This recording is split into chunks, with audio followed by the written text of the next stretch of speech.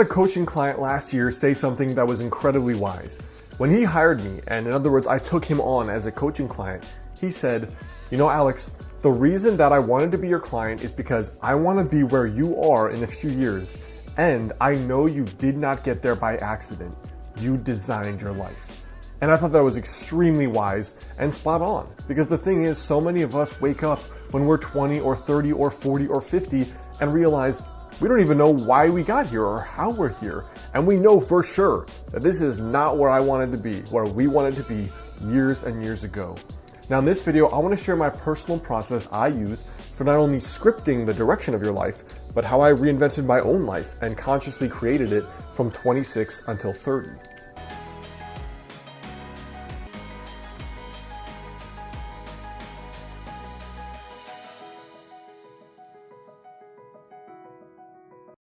What's up guys, Alex Hine here, author of the book Master the Day.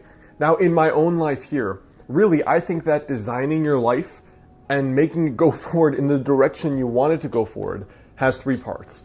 And the very first part is the design, the second part is the habits you use or you do on a daily basis, and the third is the follow through or the follow up. In other words, how do you actually stay on track when you get off track? Because half of the game of goal achievement is purely when you get punched in the face, what are you going to do differently to get back up and get back in the fight? Now for me, the first thing is vision. It's basically the design.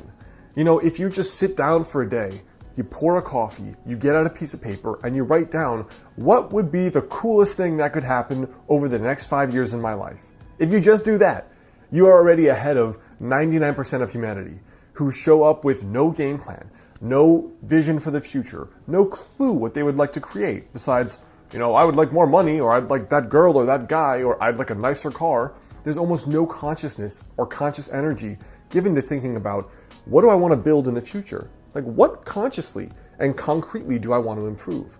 So for me, the way that I do that is, first of all, I have a journal where I'm regularly writing down updates for the kind of life that I want to build. You know, it starts with the vision, which makes me think of the fact that the skyscrapers of New York started with a picture in somebody's head. And so did spaceships. And so did curing a difficult disease. And so when I think of it like that, I always make sure I'm consciously creating, even if it is just in my thoughts, even if it's just up there, both in print journals and in a document that I call 5 years from today. So the three things that I use for my yearly envisioning are, one, the yearly envisioning process I've talked about here, which is basically at the start of each year, I write down what is the coolest thing that could happen this year. Like perfect year, no limitations, no just be realistic, but like what would be the coolest thing that could happen? I put it on one piece of paper that's always on my desk every single day, and I review it twice per day. Now from there, that yearly document also has my daily habits, the unique projects I'm working on in each quarter of the year, as well as the things I know that I need to work on to get better, basically, to improve myself. The second thing is the pocket journal I carry around. This for me is always to record things that may change about my thinking, ideas I get when I read or listen to podcasts, as well as little intuitive hunches that come up. So if I'm talking to a friend or I'm reading a book and I'm like, wow, that would be an awesome idea. For example, that's where all my books came from. Wouldn't it be cool too? ... I put it down in this little book. It's just a little 3x5 moleskin that I always carry around with me. And then day by day, I can flip through that and be like, you know what? These were those cool things I wanted to basically manifest and create in my own life. Let me just keep a note of them. The second way I do that is by doing a weekly journal page. Now the weekly journal page is just a strategy page, which I talked about in my recent video on journaling for success. And in that strategy page, it's basically, where are you, Alex? Where do you want to be? And are those habits you're doing every day sufficient enough to actually get you there? So the whole point of this journal page is reflection. You're doing this, are you still on track? If not, what has to change? And then finally, I have this little journal notebook, a digital notebook in Evernote, and it just says 5 years from today. Now, I don't really stick with that idea of 5 years from today, but the point for me is, where do I want to go? In what direction? It could be as simple as moving. Like I know I'm moving to California after I'm done with my doctorate in Portland. It could be as simple as the relationship you want to be in. For example, I'm 30. I know that I want to be married by 35, so I can have that there. I know that I want to have a private practice and a traditionally published book and 3-4 vacations per year.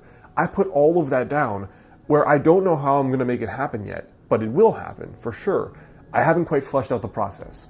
The point is that you're putting trajectories in your brain and in your subconscious. And when you check that every once in a while, you're kind of like, oh yeah, I knew I wanted to do that, but all right, let's start thinking about how I can actually do it. And almost all of those things come true for me, especially if you regularly review that. Now, the second piece here is your habits. So the daily action steps that you're gonna actually do to make that a reality. Now, I've shared this philosophy many times. It makes up the bulk of my book, Master the Day. But the point is that you think about the goals you wanna reach, and then you have to break them down. Forget the goal, but break it down into a daily habit. So with fitness, you forget losing 30 pounds. The habit is cook every day, go to the gym 20 minutes a day. You want to write a book, you forget having written a book, you put down the habit, write 500 words a day. You want to be in an amazing relationship in 2 years, you forget that goal, you put the habit, I'm going to go out to 4 events where I might meet like-minded people. And that's your daily habit. So you bring it back to, what do I have to do today? Now, the way I track that is a combination of ways. So not only in that yearly visioning document do I put that, I also record it in Evernote. And the reason I do that is because every Thursday, I have a 30 to 45 minute mastermind call. Now, I've had a personal mastermind for over 4 years now, every single week. And it's basically started when I started my business because that was so difficult for me.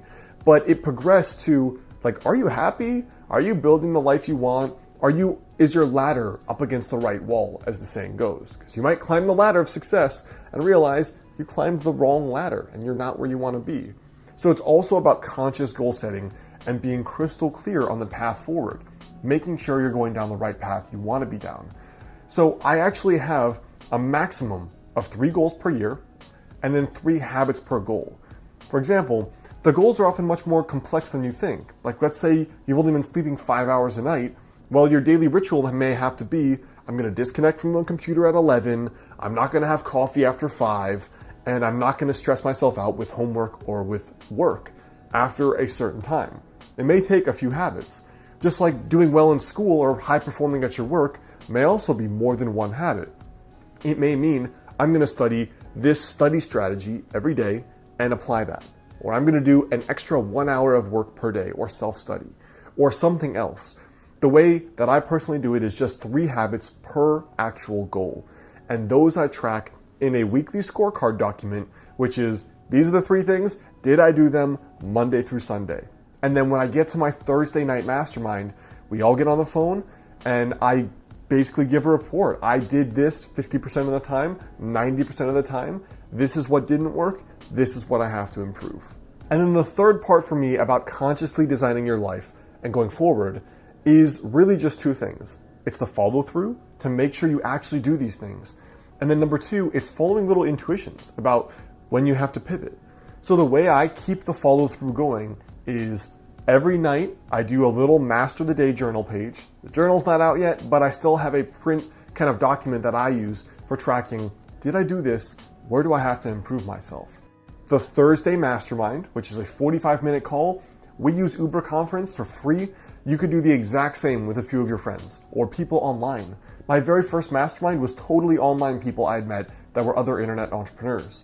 Now from there, I have the Thursday Mastermind, I have the weekly strategy journal page, and I have my daily habit tracking. And besides those 3 things, all I do is carry around that little pocket moleskin journal I told you about, because then I feel like if something doesn't feel right at all, like you're off track, you don't like this job, you're dating someone and you realize something's not right, I write down the intuitions because I can't always consciously articulate the next move.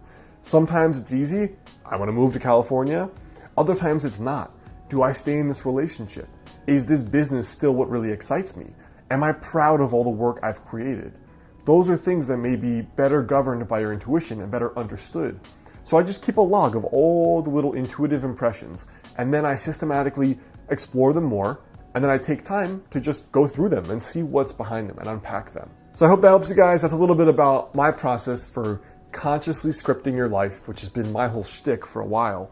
And that's really the thing that made the biggest difference for me going from 24 or 25 where I had done nothing impressive with my life, very average student, hadn't done much besides traveled, to now really contributing and producing a lot and having had a productive life the last 5 or so years.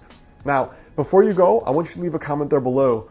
Let me know for you, if you could consciously script your life, what would be the first thing you think is important?